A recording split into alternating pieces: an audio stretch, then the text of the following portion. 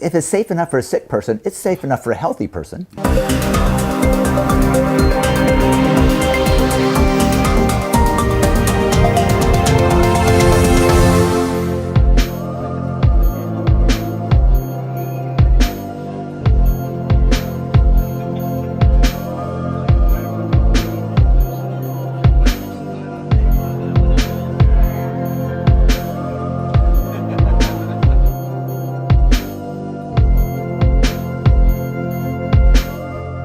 Last legalization campaign in California, there's a group who's saying, keep marijuana medical. And we're going, well, the medical came out of people who used it for non-medical, and they discovered it helped them. It didn't start medical, you know. And we wanted to take the patients off of the battlefield in terms of give them some protection from the laws.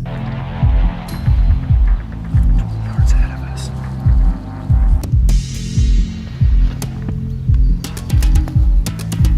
That were still very repressive. So in the drug war, we said, let's get the wounded and the casualties out of the battlefield, then we can keep the war going, but you know, we want to win the war. If it's safe enough for a sick person, it's safe enough for a healthy person. The reason we have so many strains of cannabis is because we have lots and lots of little growers who are experimenting with it. If you wind up with the bigger companies, then they're going to do two things. They're going to consolidate the wealth into their own hands, and they're going to limit what the community can have or the consumer can have. And with the smaller growers, they can put their love into it and their expertise. Growing connoisseur strains of cannabis and selling it at a higher market value. We can have a lot of small businesses like that. That'll work.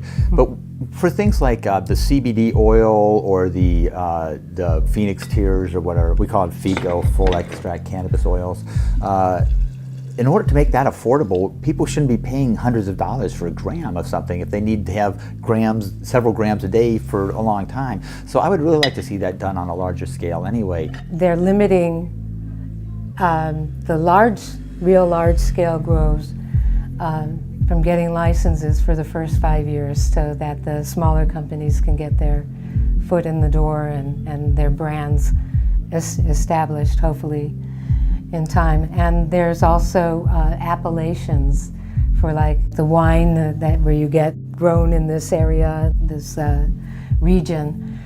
We'll also have that for cannabis, and they have to be grown in the ground in those areas. So there's going to be like a Mendocino and different Mendocino County, Humboldt County, the counties that have been traditionally growing the most cannabis.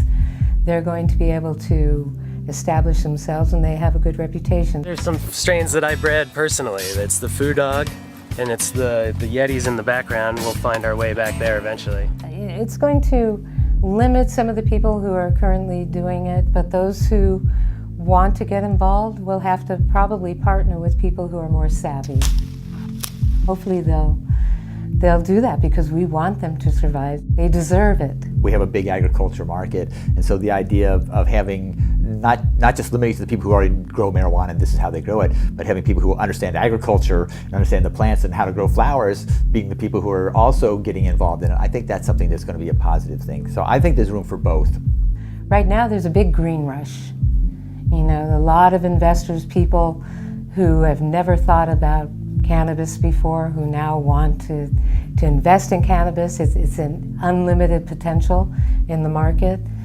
They estimate in California that we'll be raising about $1 billion every year in tax revenue from the industry. So that's it's big business, and that's just California. Your source of cannabis news. Cannabis News Network.